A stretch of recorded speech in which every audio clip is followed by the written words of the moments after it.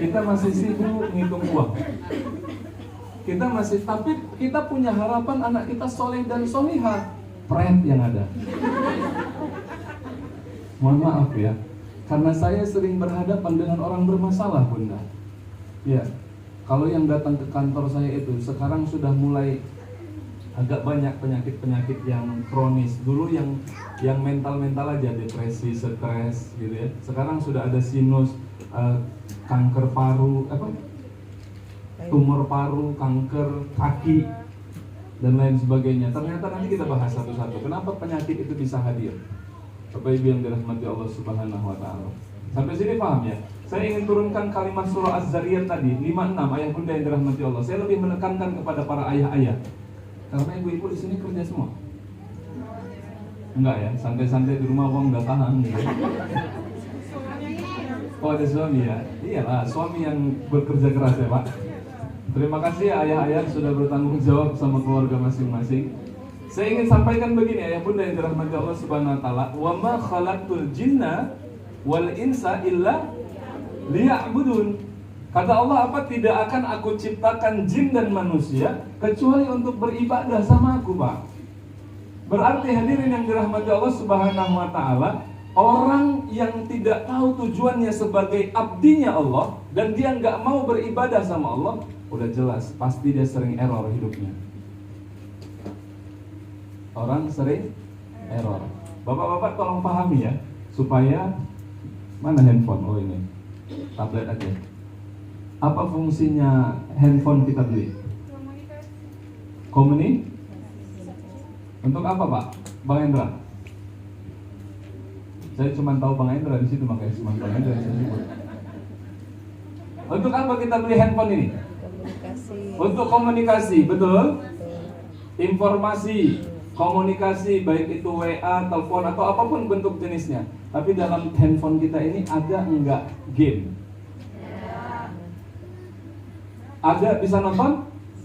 Bisa dengar musik? Handphone yang bagus, handphone yang baik, ketika kita sedang nonton, tiba-tiba datang telepon masuk, kita angkat teleponnya dan kita skip videonya, itu handphone bagus namanya. Sesuai dengan fungsinya, benar? Tapi kalau kita keasikan nonton film, drakor, dracin, drain, drama India, drama Cina, drama Korea, ya. Begitu datang telepon masuk, tapi telepon masuknya kita skip Pak, set gitu. Kira-kira handphone ini berfungsi nggak? Enggak. Dan kalau itu yang terus kita lakukan, handphone ini akan error, Bunda. Paham sampai sini ceritanya? Nah, manusia kita hari ini diciptakan Allah, kata Allah, "Wa ma khalaqtul jinna wal ins illa liya'budun." Aku nggak ciptakan kalian manusia dan jin kecuali untuk ibadah sama aku. Berarti kalau kita dipanggil Allah kita nggak datang, berarti kita manusia error. Wajar kalau selama ini hidup kita berantakan. Wajar kalau selama ini air mata terus tertumpah tanpa sebab. Tiba-tiba lagi rame-rame, kosong, sedih, air mata keluar, pernah nggak gitu? Itu namanya unfulfilled neurosis the organic, itu bahasa Jawanya. Oh ya, neurosis the organic itu apa namanya, jiwa yang tanpa rasa. Maka ya bunda yang dirahmati Allah Subhanahu wa taala, kalau kita paham bahwa status kita hamba, maka mengabdilah. Saya ajak, ayo kita pulang. Siapa yang punya persoalan apapun bentuknya, kata Allah dalam surah Al-Fajr 27, ya ayyatuhan nafsul mutmainnah, wahai jiwa yang ingin damai, ingin tenang, ingin lunas hutangnya, keluarganya ingin baik, kata Allah, irji, pulang sini sama aku. Aku yang akan bereskan urusan-urusan kalian itu semua. Bapak Ibu yang dirahmati Allah Subhanahu wa taala. Ya, dari sini kita memulainya. Berarti untuk menciptakan. Berarti untuk mengarahkan anak kita menjadi baik, yang harus diperbaiki adalah kita dulu. Jangan nanti ayah-ayah, bunda-bunda datang ke sekolah, kayak mana ya cara mengubah anak kita? Kita yang punya ilmunya. Dari mana awalnya? Kata Luqman, dalam surah Luqman disebutkan, ya bunayya la tusyrik billah, inna syirka la zulmun azim. Berarti yang pertama yang harus kita ajarkan sama anak kita, bagaimana cara meminta kepada Allah. Nah ini dia. Bun, kalau hari ini tas, misalnya bundanya ini, siapa nama bunda? Bu Jumiati, Bang Jawa ya? Oh, Bu Jumiati, kalau misalnya anak bunda tiba-tiba bilang, Mak, ini sepatu abang udah koyak dan posisi ibu lagi banyak-banyaknya duit. Apa yang ibu bilang sama dia? Perhatikan Pak, kalau kita punya duit, kata Bu Jumiati, tiba-tiba sepatu anak Bu Jumiati bolong, dan pada saat yang bersamaan Bu Jumiati punya uang. Tiba-tiba anaknya ngomong, Pak, Pak, ini sepatuku udah bolong ini. Terus jawaban ibu tadi apa? Ya udah, ayo kita beli. Ya udah, ayo kita beli. Kira-kira menurut Bapak Ibu, pernyataan atau jawaban dari orang tua ini bagus apa tidak? Halo, ada orang? Jawab. Kira-kira Pak, jawaban si ibu tadi bilang ya udah kita beli. Kira-kira ini mendidik atau tidak? Enggak. Kurang akur. Bapak Ibu, ketika Bapak Ibu menyebutkan, begitu ada permintaan dari seorang anak dan Bapak Ibu langsung bilang, tenang ya nak, nanti kita beli. Nanti kita beli ke sini, mana plazanya terdekat? Pakam Center itu ya? Apa namanya? Mall Pakam. Ya, kita beli kayak gitu, kita bilang gitu. Apa yang terjadi dengan anak? Mohon maaf Bapak Ibu. Anak akan memasukkan ke dalam pikiran bawah sadarnya bahwa yang mampu, yang kuat, yang hebat itu cuman ayah dan ibunya.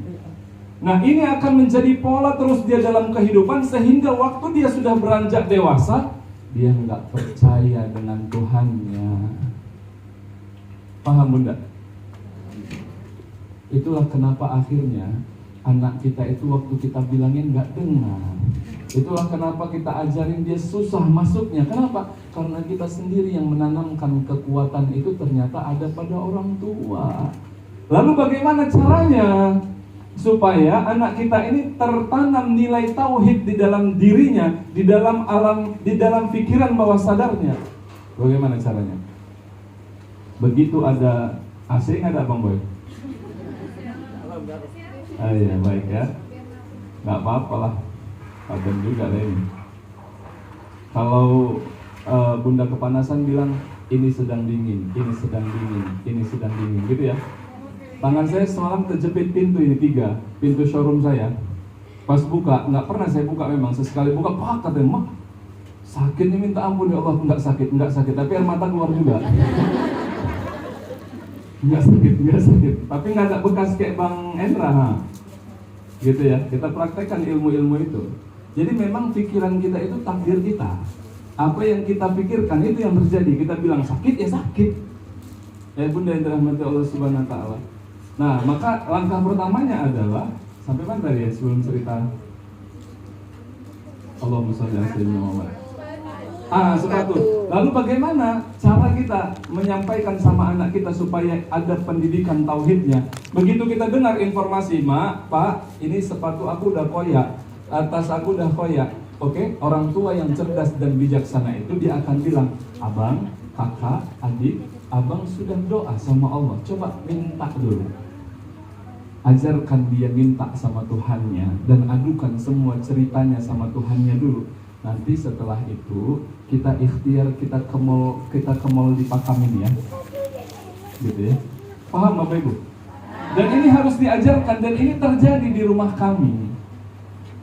Jadi memang sampai waktu itu yang saya paling ingat peristiwanya ketika anak-anak yang paling kecil, sekarang udah besar dia tadi, yang sini tadi.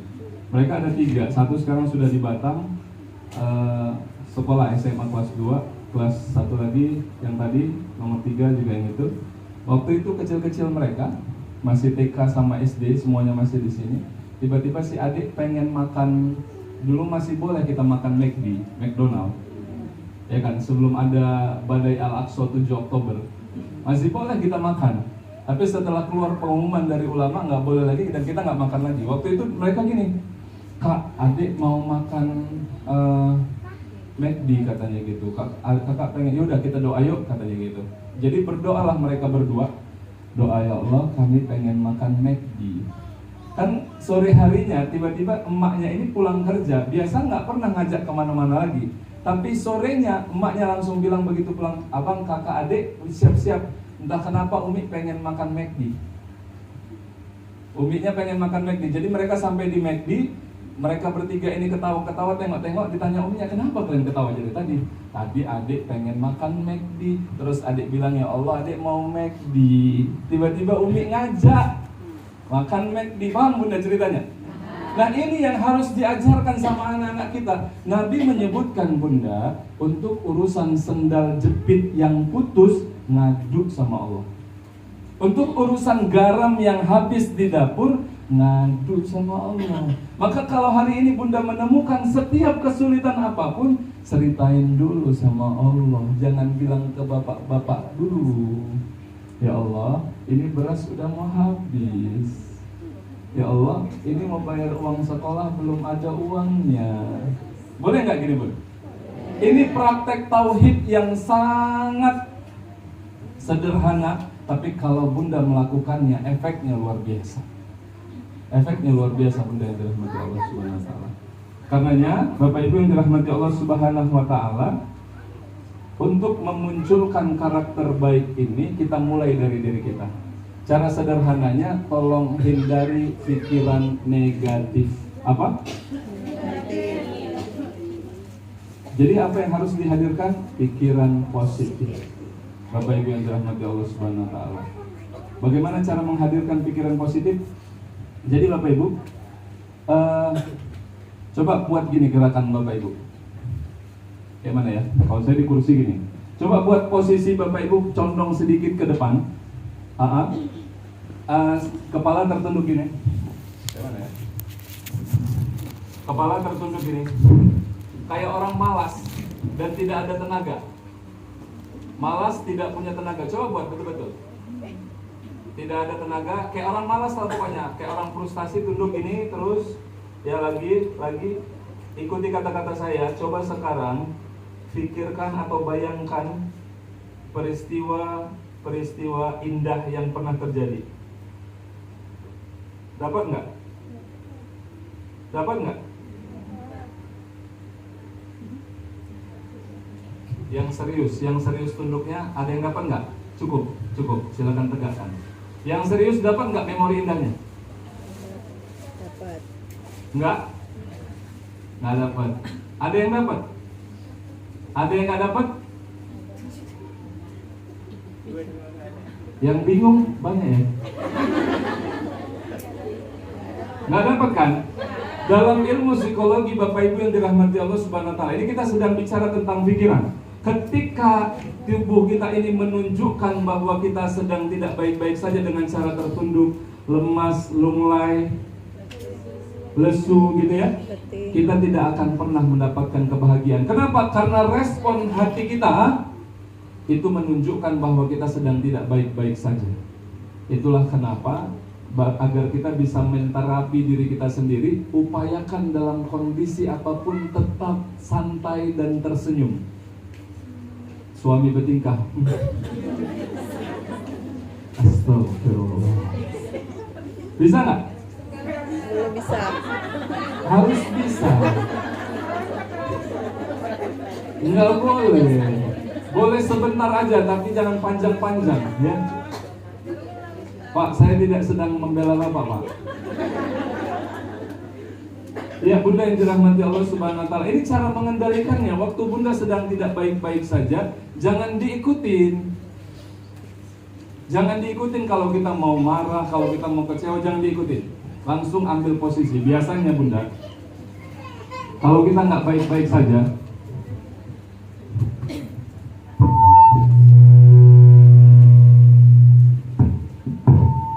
kayak mana sih?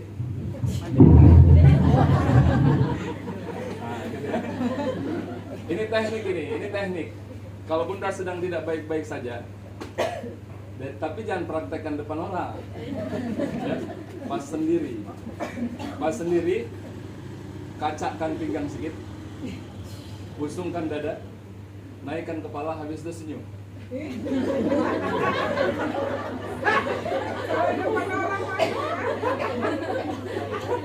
Bisa nggak?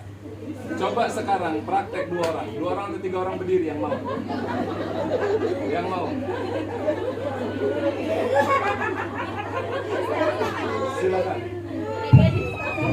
Silakan berdiri. Yang anak gadis. Di sini. Ini apa praktek? Ini namanya ilmu psikologi praktis. Di sini, Bu. Nah, ini guru-guru harus bisa mengendalikan diri nih. Kalau anak-anak ribut, langsung ke ruangan kepala sekolah, berdiri tegak. Coba praktek. Atau siapa yang hari ini sedang gundah gulana hatinya? Ada? Coba saya tengok dulu ya. Orang biasanya dia Ustaz. Tunggu dulu. Ibu-ibu yang jilbab tuh? Itu? Lagi ada masalah apa, Bu? Iya, Ibu. Jangan nengok ke aku.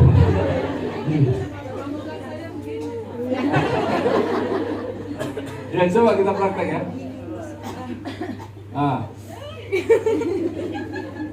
Enggak, saya cuman ingin bilang kalau dengan posisi dan gaya ini, coba ingat peristiwa indah, dapat nggak? Coba. Dapat? Supaya cepat ya dibilang dapat. Ya kan? Jadi gitu ya Bapak Ibu, silakan duduk kalau gitu. Saya mau bilang bahwa ternyata apa yang terjadi di kehidupan kita itu pengendalinya diri kita. Dan siapa yang mengendalikan diri kita? Itu Allah cuman. Itu cuman Allah. Maka hadirin yang dirahmati Allah Subhanahu wa taala, kalau kemudian tadi catatannya ingat, kalau kita ingin mengubah anak kita, maka kita harus mengubah diri kita dulu. Apa yang harus dirubah? Cara sholat, Pak. Bapak-bapak jangan lagi sholat di rumah. Bapak-bapak sholatnya harus tepat waktu dan berjamaah di masjid. Jauhnya masjid dari rumah kita? Dekat. Tapi ibu-ibu begitu dengar kayak gini jangan marahi ayah-ayah. Biar orang tuh dengan kesadaran sendiri datang ke masjid. Ini cara yang efektif. Ayah bunda yang dirahmati Allah Subhanahu wa taala. Ini contoh, kenapa ada nggak anak kita yang susah dibilangin? Ada? Nah, kenapa itu bisa terjadi? Mohon maaf, saya hari ini bahas tentang pikiran. Ya, karena kita bicara tentang pikiran yang hubungannya ke hati, hati hubungannya ke tauhid sama Allah Subhanahu wa taala. Ya. Ada namanya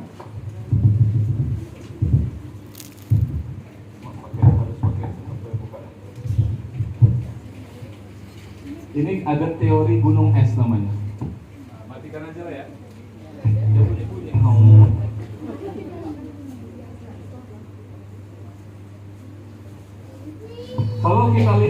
Kalau kita lihat gunung di misalnya kita sedang berlayar di lautan, ada namanya gunung. Kita sebenarnya ngelihat cuman puncaknya doang, Bun. Ada bawahnya.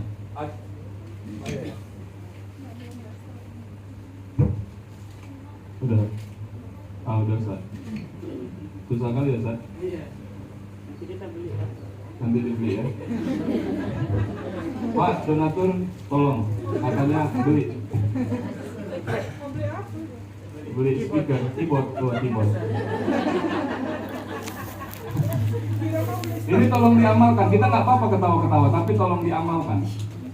Ini ya, kenapa anak kita sering tidak bisa dibilangin? Atau kenapa Pak istri kita susah kali dibilangin? Ya, ternyata ayah bunda yang dirahmati Allah, pikiran kita itu terbagi 3 dalam ilmu psikologi.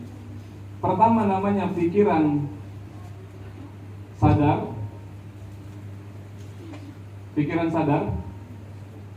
Yang di bawah ini yang besar, sebenarnya pikiran sadar ini hanya berpotensi mengubah kehidupan kita, itu 10%. Tapi yang di bawah sadar, ini di bawah sadar, di bawah ini, bawah sadar, ini berpotensi kekuatannya 80%, Pak, mengubah kehidupan kita. Apa contoh pikiran sadar? Bapak Ibu sekarang sedang sadar, sedang ngapain sekarang? Duduk, betul? Sedang mendengarkan kajian, sadar? Lagi sandaran asal tidak tertidur di belakang, sadar? Sadar ya? Tapi ada yang sedang kita lakukan tapi kita nggak sadar. Tapi kalau saya bilang nanti langsung sadar, apa kira-kira? Nah tuh, yang lain bernafas. Kita sedang bernafas. Baru sadar kan? Sadar? Baru sadar kita bernafas kan? Nah itu dia pikiran bawah sadar. Bapak Ibu yang dirahmati Allah Subhanahu Wa Taala. Nah, kenapa hari ini banyak orang yang tidak bisa mencapai tujuannya, kemudian banyak orang yang berpendapat-pendapat tentang hidupnya, kemudian membuat dia terjerumus jatuh ke dalam penderitaan? Kenapa? Karena ternyata di tengah-tengah antara pikiran sadar dengan pikiran bawah sadar ada namanya pikiran kritis. Kok dipoto? Ini ilmunya mahal. Ada namanya pikiran kritis. Apa itu contohnya pikiran kritis? Contoh, saya dengarkan kata-kata saya nih. Tadi semalam saya ke kolam renang, tiba-tiba ada bapak-bapak ya dengan bawa balita, tiba-tiba balitanya itu dicampakkan ke kolam renang. Apa yang ada di pikiran ibu? Hah? Kejam kali. Terus? Kayaknya nggak mungkin. Itu apa? Kasihan. Nggak mungkin lah. Panik. Yang lebih ekstrim nggak ada? Gila lah Pak, gila. Mana bapak itu? Nah ini respon-respon ini pernyataan yang kita lihat, informasi yang kita dengar, itu awalnya yang menjawab adalah pikiran kritis kita. Kurang ajar ya bapak itu dicampakkan ya. Padahal ternyata peristiwanya bukan kayak gitu. Bapak itu sedang ngajarin anaknya berenang di kolam renang, maka dicampakkan anak balita itu. Dicampakkan ya anaknya memang. Tapi karena kita mendengar, langsung otak kritis kita bilang kurang ajar, nggak mungkin, dan seterusnya. Itu namanya pikiran kritis. Nah, pikiran kritis inilah yang sering ada di kepala anak bapak ibu. Begitu nak pulang, aku masih mau main kok. Betul nggak? Jangan main handphone. Pikiran kritis kan, terus aku mau ngapain? Aku kan anak kecil. Gitu, betul ya Pak? Terus sama dengan kayak istri kita, mah, sholat dulu mah. Iya bentar lagi, ini nggak tahu cuma aku lagi masak. Pikiran kritis itu semua yang respon. Tapi kalau kita paham Bapak Ibu yang dirahmati Allah, bahwa pikiran bawah sadar kita menyadarkan kita bahwa kita itu adalah hamba Allah yang sudah diatur hidupnya. Tapi dia di bawah sadar. Kenapa dia nggak bisa naik ke atas jadi pikiran sadar? Karena pikiran kritis ini. Kenapa pikiran kritis ini bisa muncul? Karena peristiwa-peristiwa masa lalu. Karena peristiwa-peristiwa masa lalu. Respon kita saja seperti tadi kita bilang, nak pulang. Kata anak kita, ntar lagi aku pulang. Itu pikiran, baru aja main. Kenapa itu bisa muncul di kepalanya? Karena peristiwa masa lalu. Dia penuh dengan tekanan, di rumah masih kena repet aja dan seterusnya. Akhirnya pikiran kritis dia ngerespon, aku lebih suka di luar daripada di rumah. Sama kayak bapak-bapak gitu juga. Kenapa lebih nyaman dia di kedai kopi daripada di rumah? Pak, ini saya bantu ya. Nanti tolong ingat nomor rekening. Bapak-bapak begitu capek-capek pulang ke rumah, belum terduduk pantatnya, sudah 1000 pertanyaan. Kau tadi dari mana, sama siapa? Itu nggak perlu Bunda lakukan. Demi Allah, untuk mencapai keluarga yang baik, Bunda tenang aja dulu. Kondisikan hati Bunda. Apapun yang Bunda tahu tentang dia, biar dia duduk dulu. Begitu pulang suami, biasa pulangnya jam sebelum maghrib, tapi tiba-tiba ini mau isya pulang, langsung pikiran kritis bilang, sama siapa dia tadi sebetulnya. Betul nggak? Iya, walaupun sudah ngabarin dek, abang pulang nanti habis maghrib ya. Tengok lewatnya cuma 1 sekian detik, langsung di kepala kata pikiran kritis, tadi dia pergi sama siapa dalam bayanganku itu. Tadi dia segala macam. Betul? Kenapa? Karena ini ada pengalaman masa lalunya. berdasarkan yang dia tengok di Dracin, berdasarkan yang dia tengok di drakor, berdasarkan yang dia tengok orang-orang di sekelilingnya, bukan kejadian sama dia. Paham, Bu? Baru sadar ya? Jadi pengalaman itu yang akhirnya menjadikan informasi. Bunda yang dirahmati Allah. Jadi memang bahaya setan gepeng itu. Handphone memang bahaya kalau kita tidak pandai memakainya. Saya kemarin kan ke Batam. Dulu 20 tahun yang lalu saya pernah ngajar di pulau itu. Pulaunya kecil nonek. Kakaknya cuma 60. Kakaknya cuma 60. Kalau sepeda motor nggak ada. Kalau ada sepeda motor belum sampai gigi 4, gigi 3 udah habis pulau itu. Saking kecilnya pulaunya. Iya, betul. Nggak percaya bukan? Nanti kita jalan-jalan, mau? Kita ke sana, ajak hati. Boleh. Naik kapal kita dari Belawan, nanti sampai di Batam baru kita ke pulau itu. Nah, waktu saya datang sekitar sebulan yang lalu. Sebulan yang lalu saya datang lagi ke pulau itu. Lalu es batu.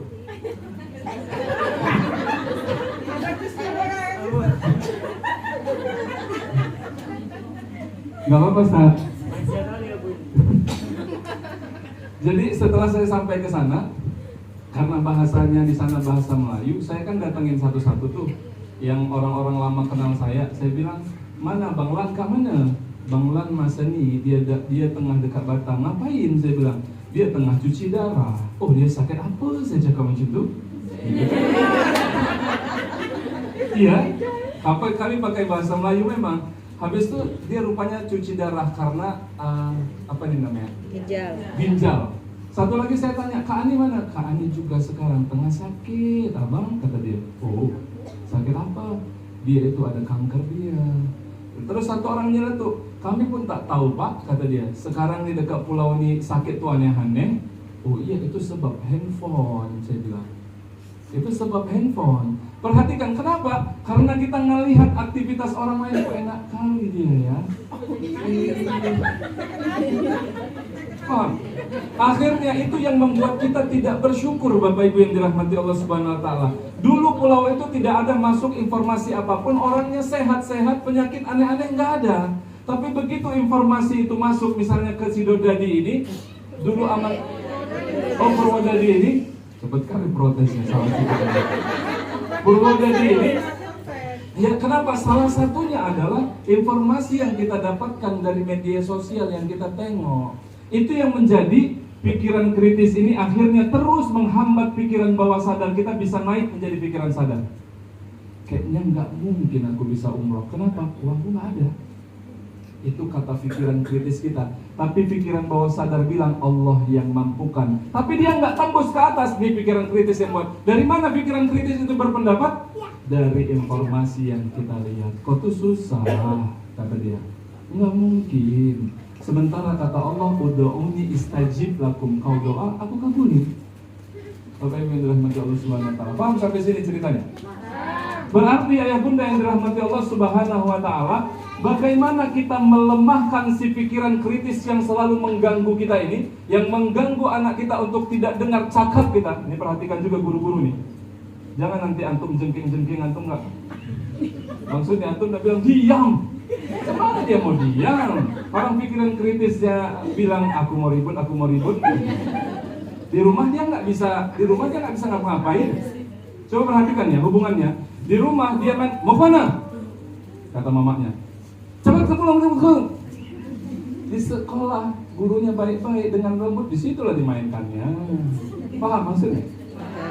Artinya karakter dia yang sesungguhnya itu keluar waktu tidak ada tekanan. Bunda yang dirahmati Allah Subhanahu wa taala, ini bagus-bagus koordinasi antara orang tua sama guru ya. Jangan nanti udah sibuk guru di sekolah katanya nggak bagus sekolah kalian ini. Masa anakku ini aja ngelawan terus? Ya nggak tahu dia aja ngelawan sama lakinya. Sekolah yang disalahkan. Saya sering kalau di misi parenting ada yang titip pesan, nanti kayak mana supaya anak kita berubah. Sini bapak yang berubah dulu, baru anak bapak berubah. Kita sering kali bilang mau ngubah anak, sholat subuh kita aja dari mana-mana. Gitu ya Pak, mohon maaf ya Pak kalau ada yang tersinggung. Sengaja nih saya memang. Pikiran kritis. Ini yang menjadi penyebab akhirnya anak-anak kita itu nggak mendengarkan perkataan kita karena informasi yang dia terima dari luar. Jadi bagaimana cara melemahkan si pikiran kritis ini? Mau tahu caranya? Kasih tahu aja lah ya. Ya Allah. Otak kita ini ada 4 gelombang. Ada namanya gelombang. Ustaz, ada penghapus kita, Ustaz? Lupa saya bawa tadi di rumah. Gak mau nih, Ustaz.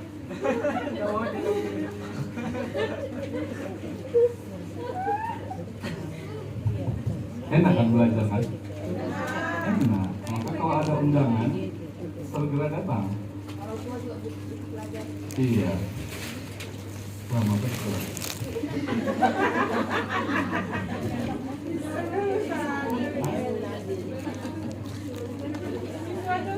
Di sini aja ya.